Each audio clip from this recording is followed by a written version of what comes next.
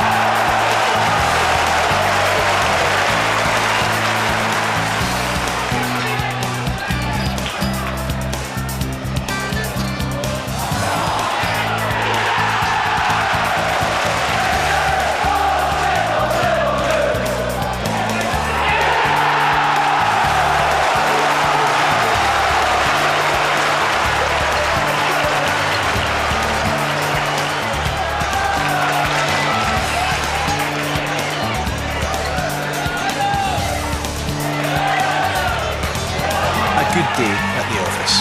8-0 to Saints, 8 games to go. Next up, Morton at Greenock.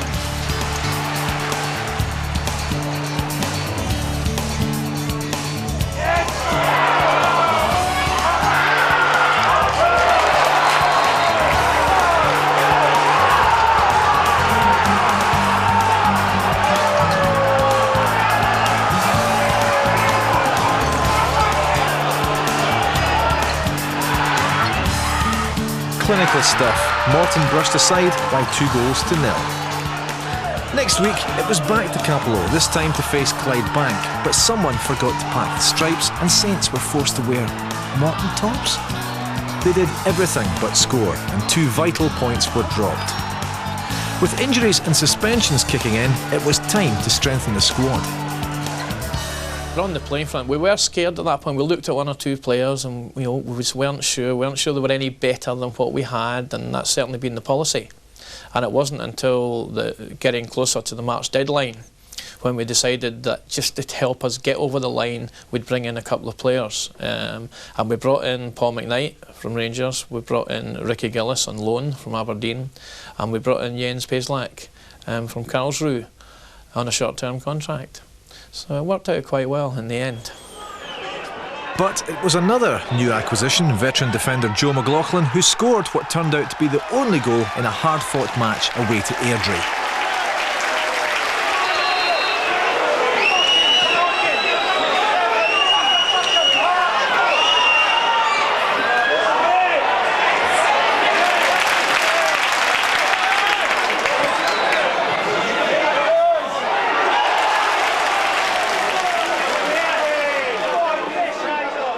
Jens Paislak came on in the second half and quickly showed fans his strength with this powerful effort on goal.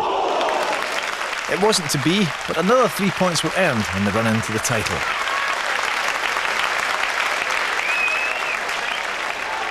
In front of almost 7,000 supporters the following week, Saints entertained Falkirk.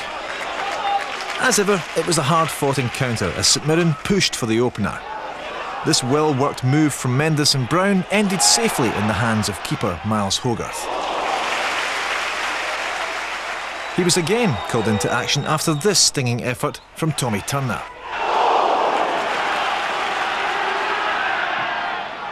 With 3 minutes to go and the crowd getting anxious, Saints broke out of defence and swept upfield with this breathtaking move.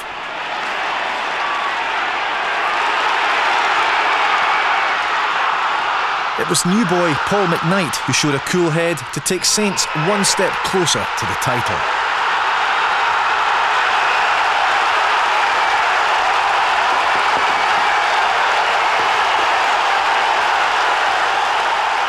class piece of finishing from the young Irishman. With the league campaign drawing to a close, the tension mounted with every game as Dunfermline's form matched that of St Mirren. The next game was away to Livingston. In 23 minutes, Stephen McGarry showed maturity beyond his years, lobbing Ian McAlden to send the visiting support into a frenzy. But on the hour mark, David Bingham silenced the travelling buddies as he flicked home a Brian McPhee cross to level the scores. But after constant probing, the Paisley men got the vital breakthrough when Mark Yardley scored following this goalmouth scramble. Not goal of the season, but 3 points nonetheless. And the relief amongst the players and fans was there for all to see. The championship was within touching distance. With 3 games to go, St Mirren travelled to Somerset Park with a real chance of winning the league title.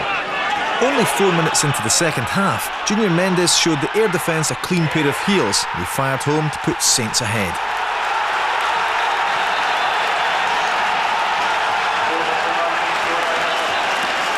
A minute later, influential skipper Tommy Turner limped off to be replaced by the hero from the Falkirk game, Paul McKnight. Turner's removal obviously caused some instability in defence, and Ayr were able to equalise with a David Craig drive.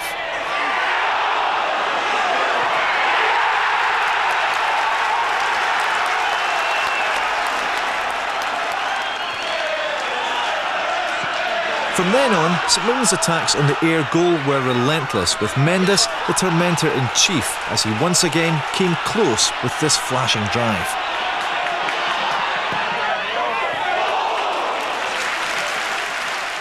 But it was the home side who went closest with this 45-yard effort in the 89th minute. Ludo to the rescue once more. It looked like 1 point was all St Mirren were going to earn from this encounter, but in the 94th minute, urged on by vocal support, Saints launched one last gasp effort to try and snatch the game. What followed was the stuff of dreams. Paul McKnight had done it again.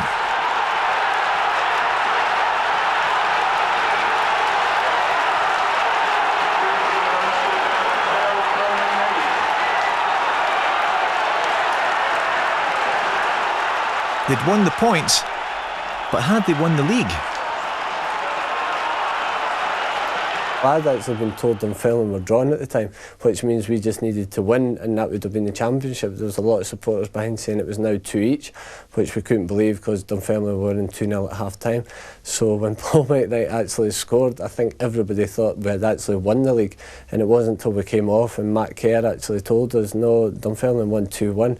So there was a bit of disappointment when we came into the change room. You know, the gaffer came in and said, we're still promoted, but it was still a bit deflated, and we thought, oh God, I thought we had won the league, but it wasn't to be, and fortunate enough 7 days later it was to be, and we got the right result. With 2 games to go, Saints were in the driving seat, but not yet over the line. No one was taking anything for granted, but confidence was high in the St Mirren camp. Could they do it? The gaffer thought so. There was a huge relief and a huge pressure off the players because they knew that their future was secure in terms of St Mirren were now going to develop into a Premier League club and we're going to have something to look forward to. So from that point of view there was a lot of pressure taken off the players, and the players also knew that they had one big performance left in them. They had to go out and win at home in front of a packed crowd, and you know, I think the stage was all set. We'd opened the stand that day. You know, the fans had come out in force, and I don't think the players, to a man, I think everyone went out in the park expecting to win. I think they knew that it was just our day, it was our season, and they knew they had one big home performance left in them. April the 29th, 2000, and down Love Street Way, it was Mardi Gras, Carnival and New Year's Eve all rolled into one. It had been a long, hard season and the Paisley buddies felt a party coming on. But first, there was a job to be done, and everyone was determined to do their bit to make it happen. The fans have been incredible this year. They probably don't realise how important they've been for the team. We've played a lot of games and we've been struggling in a few of the games, but the support they've had is incredible. We've been to games, particularly away from home, where the fans have been unbelievable. We've been, as I said, struggling. The support they give the team is like an extra man. I know it's a cliche, but it is an extra man for the team. And no one knows how more important they are than myself. They're brilliant. With the stadium in party mood, there were, however, some formalities to be attended to. Lord Macfarlane, accompanied by Provost McDowell and Chairman Stuart Gilmer, formed the official party that was to open the brand new Paisley Daily Express stand.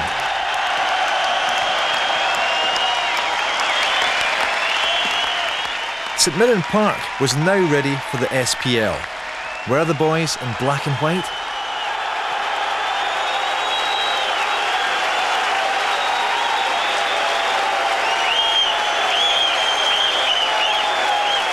The fans certainly were.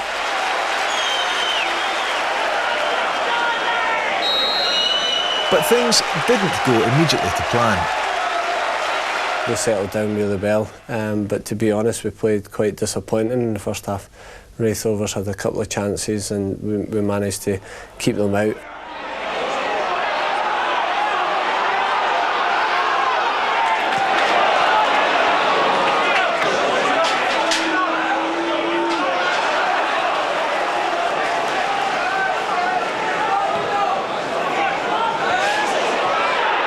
Nervy would be perhaps a good word to describe the first half performance, and manager Tom Henry was not best pleased thus far.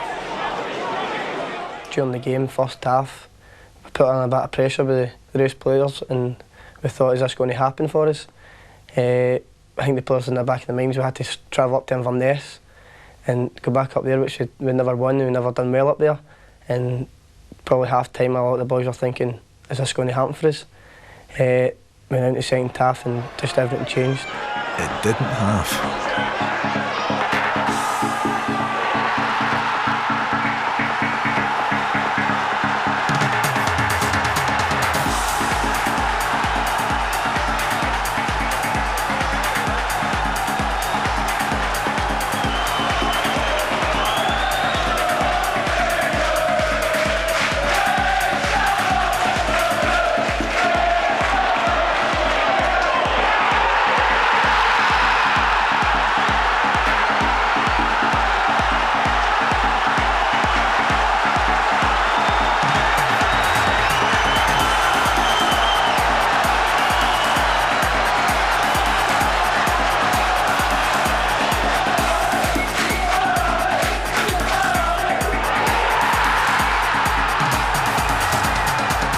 With the third goal from Player of the Year Barry McLaughlin, all the tension of a long, hard season finally slipped away.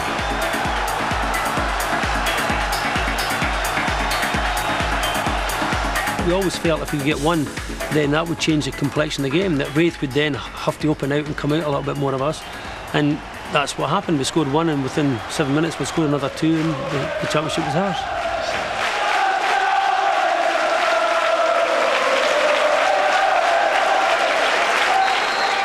For the first time in 23 years, St Mirren were First Division champions, and well worthy. It means everything. You know, we've led from the start of the division. You know, everyone wrote us off and said we'd never stay there. You know, I said the bubble would burst, but it didn't burst, and we kept going. And to win 3-0 in the final game in front of your home fans, well, this will be a memory I'll remember the rest of my life. The same certainly applies to the occupants of the stands and to the victorious team as they re-emerge to milk the applause, take the honours and send out a clear message to the football world at large. For many, it was a realisation of a lifetime dream and emotions ran high.